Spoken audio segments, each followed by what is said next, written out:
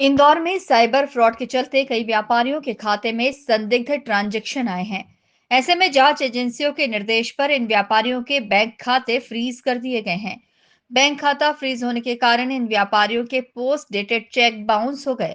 इसका कारण जानने पर पता चला कि साइबर फ्रॉड के कुछ ट्रांजैक्शन इन व्यापारियों के खाते में मिलने के कारण इनका खाता ब्लॉक किया गया है।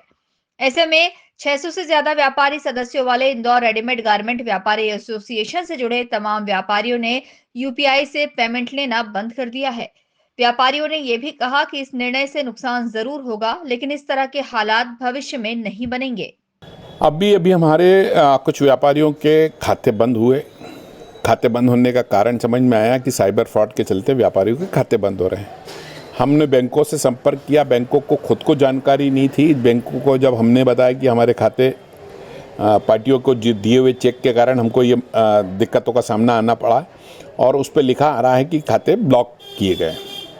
जब ब्लॉक करने का माजरा सामने आया तो 1, 2, 3, 4 ऐसे लगातार शिकायतें मिलने लगी। हमने अपने एसोसिएशन में इस सब चीज़ों को लेकर बात की। आखिरकार इसकी सुनवाई कहाँ हो, ये किसी के पास नहीं था। सीधे बैंक का कहना है कि आरबीआई से बात होगी, आरबीआई के निर्देशन में या क्राइम ब्रांच के निर्देशन में ये सब होता है। तो हमारा कहना है कि हम किसके पास जोड़ेंगे, हम तो व्यापार कर रहे हैं, माल बेच के यूपीआई पे पेमेंट ले रहे हैं। किसी के माथे पे नहीं लिखा होता कि फ्रॉड का पैसा है या किसी का भी।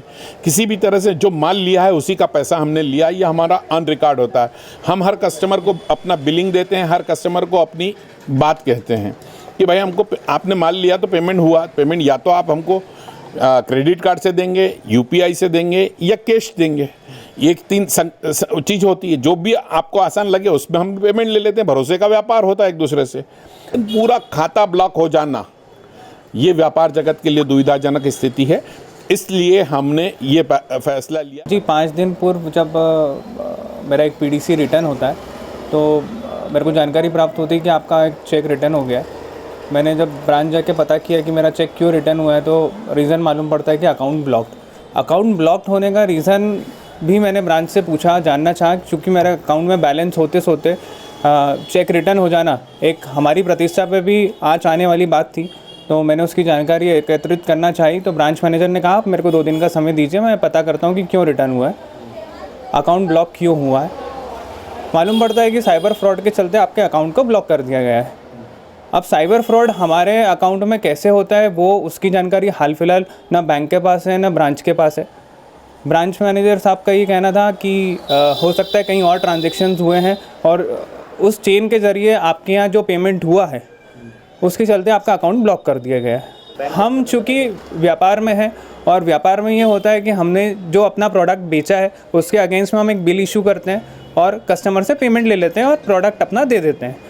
जो पेमेंट करने वाला ग्राहक होता है हम उससे ये नहीं पूछ सकते कि आप पेमेंट कहाँ से लेके आए, आपके यूपीआई में कहाँ से आया है या आप कोई फ्रॉड करके आए हैं। हम तो भरोसे का व्यापार करते हैं, बिल इशू करते हैं और माल दे देते हैं और पेमेंट ले लेते हैं। हाल फिलहाल जब तक इस चीज़ का निराकरण नहीं होता तब तक यूपीआई पे हमने फैसला लिया है कि यूपीआई नहीं लेंगे।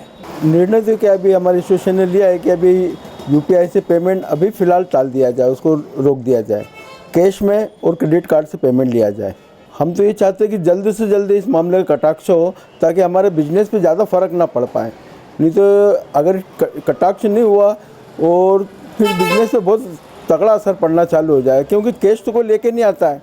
यहाँ सारे मार्केट में कैश लेके कोई नहीं आता है, सब यूपीआई से पेमेंट करते हैं, तो हमारे बिजनेस में फ़र्क पड़ जाएगा बहुत उसका। इधर व्यापारियों के इस निर्णय की जानकारी जिला प्रशासन तक भी पहुंची है। प्रशासन ने इसे गंभीरता से लिया है। जिला कलेक्टर आशीष सिंह ने कहा कि वे इस पूरे मामले के संबंध में सभी पक्षों से बात करेंगे। इसमें बैंक के अलावा पुलिस और व्यापारी वर्ग से भी चर्चा की जाएगी। देखिए, इसमें जैसे ही कोई साइबर फ्रॉड की शिकायत आती है, लगातार पुलिस की तरफ से बहुत त्वरित कार्रवाइयां करी जा रही हैं। शासन इसको लेके बहुत गंभीर है। निश्चित रूप से यूपीआई पेमेंट को लेके कुछ इस तरीके से चीज चल रही है, लेकिन 1 या 2 ट्रांजैक्शन के कारण पूरी तरीके से डिजिटल ट्रांजैक्शन को या यूपीआई को ये कह देना कि वो ठीक नहीं है, मुझे लगता है गलत है। हम लोगों को जागरूकता के साथ में, जिम्मेदारी के साथ में इसका प्रयोग करना चाहिए और अगर कोई भी इस प्रकार की शिकायतें आएंगी तो उन पर कड़ी कार्रवाई करेंगे। और निश्चित रूप से एक टीम भेज के हम लोग उनको समझाने का प्रयास करेंगे और डिजिटल इकॉनमी भी बहुत आवश्यक है उसमें अगर किसी तरीके की कमियां हैं या उसमें किसी तरीके की समस्याएं हैं तो उनको अवश्य दूर किया जाना चाहिए, लेकिन उसको निरुत्साहित नहीं किया जाना चाहिए। बहरहाल व्यापारी चाहते हैं कि सुरक्षित डिजिटल पेमेंट सुनिश्चित करने के लिए सरकार सहित सभी पक्षों को ठोस कदम और नीति बनाने की जरूरत है। उन्होंने स्पष्ट कर दिया है कि वे फिलहाल यूपीआई से भुगतान स्वीकार नहीं करेंगे। वे केवल नकद या क्रेडिट कार्ड ही स्वीकार करेंगे। Bureau report, INA news, Indore.